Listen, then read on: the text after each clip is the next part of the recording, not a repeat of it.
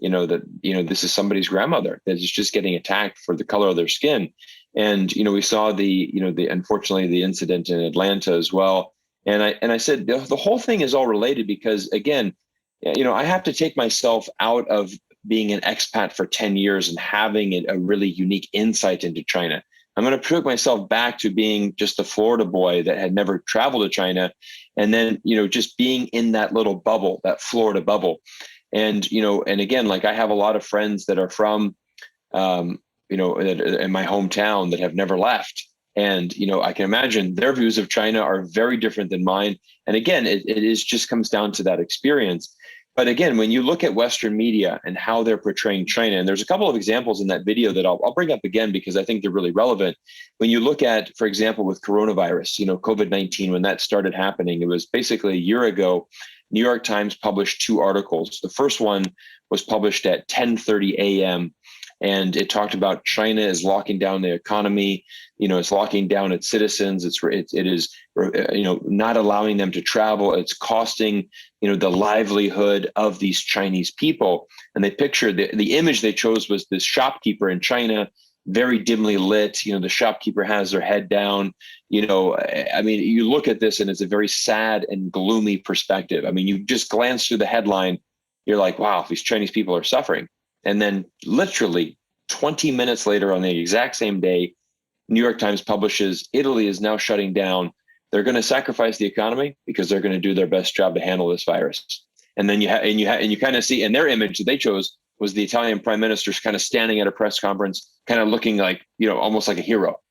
And I said, the interesting thing is people aren't going to be able to pick that up. But this is what's happening is subconsciously, you're just reading this article. Oh man, geez, look at China. Oh, it's terrible. These people don't have freedom over there. Oh, look at Italy. Oh, good for them. They're doing what they need to do. So there's a little bit of bias that's just been planted into your mind there without you even really knowing that. And then you look at all of these articles that get published and they have these very, negative, spins against China. And a lot of it's just simple words, even the simple thing of the Chinese regime. I hate that word regime because when you say the word regime, again, and I mentioned this in the video, is when you say the word regime, if you look it up in the dictionary, it means a form of government. Okay, that's the literally dictionary definition. But when you actually, as we know in the English language and context, when you say regime, you're really implying almost that government's not legit. That's not a legitimate government, or we need to eventually overtake that government, or we should overthrow that government. We need to put in a more democratic and peaceful government. If China was a democracy, we wouldn't be calling it a regime. But because by labeling it that, again, negative connotation, you're immediately thinking, China in a negative light as a result. Absolutely. Right? 100%. And so, and then it was just, the problem is on social media. I remember seeing earlier in the year, there was a video from Africa, and there was a bunch of African kids, and they were singing some song in Chinese. And I think somebody's like, look at these poor children in Africa being forced to learn the Chinese language. This is colonialism 2.0 by China, going to Africa and enslaving these children. And I think the video was crazy. It had like over 1 million views. I mean, it was so popular on Twitter. And I said, this is the problem with social media right now. First of all, this is like a 15-second clip. We have no context behind this, and I'm like, first of all, I mean, these kids are learning the most popular language in the world. If you're from Africa and you're learning to speak Chinese, like, good on you. Like that's gonna do you well in your life. Learning Chinese is a great asset to have. But I mean, it's just amazing that people can be like, I can't believe this is what China's doing. And I'm like, what, making them learn Chinese? And we don't even know if they're making them. I mean, again, this is a random 15-second clip that we have no context behind, and I mean, I saw another one. There's a very negative guy on Twitter that's very anti-China. I remember, he had this video, again, about 10 seconds long. They're never too long because, it wouldn't serve their purpose. And it's literally these guys who with shovels, picking up all these broken cell phones. And he's just like, there's, millions of phones have been lost in Wuhan. I can only imagine the death toll, millions and millions of, right? And it's like, whoa. First of all, the video is such poor quality. You can't even really tell if it's in China or not. And again, you don't even know if this is in Wuhan. You don't even know where this is from.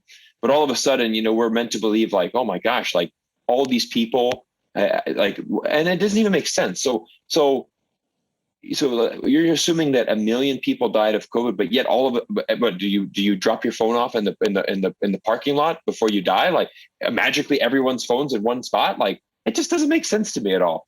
I mean, if you just think about it, logically. And the last example that I'll give here is, it was a very recent one that I read on New York Times. It said China just released its 5th vaccine, and it's made from hamster ovary cells. And I called my dad up and I told him this, and I just said, and I'm like, hey, I read this new article. This is what it's called. And he's like, what? And I said, yeah, that was my reaction too. Like, why would China be using hamster ovary cells? But then I actually did some research and I found out that hamster ovary cells is actually the universal practice in the world. This technique of using hamster ovary cells is how you make proteins for these vaccines. It was actually developed in a Boston laboratory in 1957, believe it or not. And again, this is universally used. So this is a biologist that shared this information. And she's like, that headline is racist because you're basically wanting people to assume that China's doing weird stuff with animals. That's the goal, right? This I mean, you was could easily. I'm sorry. Right? This was an American scientist, right? Dr. Sandra Steingruber or something like that. That's right. Yeah. Dr. Sandra Steingruber. Yeah, I saw your video because she tweeted out. She's like, "Hold on, guys. This is what we do. This is what all the labs do, right? When they're creating vaccines, hamster ovary cells are universal and completely common practice for anyone in this field." And see, this is the subtle bias that you have in Western media, because what the New York Times wrote is completely true. It is an accurate statement.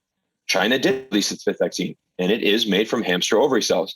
But guess what? America's vaccines are made from that too. If that's, I'm not a biologist, but if this is what this biologist says is the universal practice, then it is as well. But again, this is how you have to really see how Western media is playing this game, because they very subtly putting in these little hints, and they're just making you, basically making you hate China.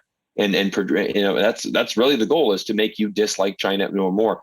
And that's kind of something that I'm really trying to focus on with my talk show, Real Talk China, is that I'm bringing in guests, from that have on the ground experience in China. And I'm really excited for my next guest. We're filming in a couple of days.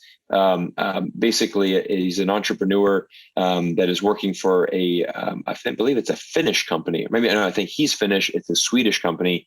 And they're basically partnering with the Chinese government to help disabled people in China. And China's government is investing a lot of money building these rehab centers. He's actively, in this business. This is his passion, is helping disabled people. And he has a tremendous support from the government of China.